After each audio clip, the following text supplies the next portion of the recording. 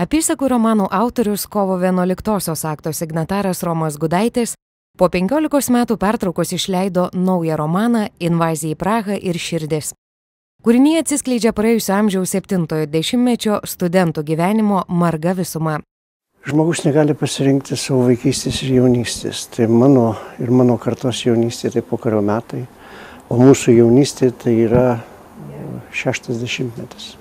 60-metis, tai kaip dabar mes esame įpratę sakyti ir sakome okupacijos metai. Bet tai žinoma buvo ir gražios jaunystės mūsų metai.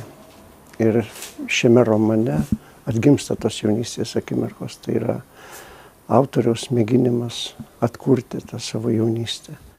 Romano dramatizmą lemia invazijos į Prahą motyvas. Šiai prievartai ruošiami ir buvę lietuvių studentai, pašaukti į karinius mokymus. Tie metai praleisti armijoje, jie atskleidė pačią sistemą. Niekur nebuvo prieštaravimai tokie gilūs kaip armijoje.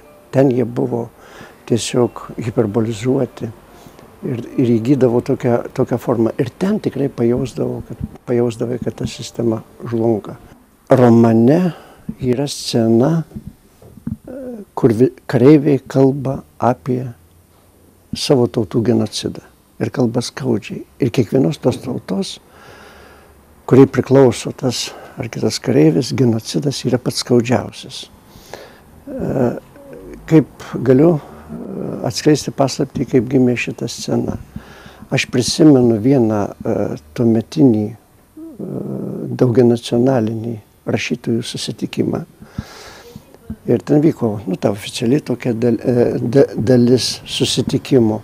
O paskui jau toje neoficialioje dalyje su rašytojais mes pradėjome kalbėti apie skaudžią kiekvienos tautos istoriją. Ir kiekvienas pasakojo apie savo tautos genocidą, labai skaudų. Ir kiekvienos tas tautos genocidas buvo jam skaudžiausias. Prieš mano akis ir jau parašė šį romaną plaukia vaizdai, prisiminimai apie tos žmonės ir skaudžia jų ir jų tautų praeitį. Žinoma, šitame romane jis nėra dokumentinis. Jis dokumentiškai netkuria įvykių, bet jame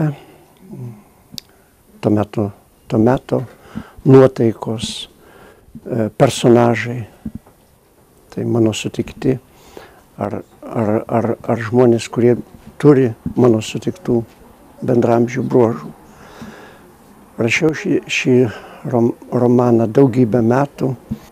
Iš pradžių tas sumanymas kristalizavosi kaip novelių ciklas. Vėliau įsigijo šio romano formą. Atsisveikinti su savo herojais man buvo sunku, todėl kad man jie brangus. Tai dalis manęs, tai dalis mano ir mano kartos biografijos.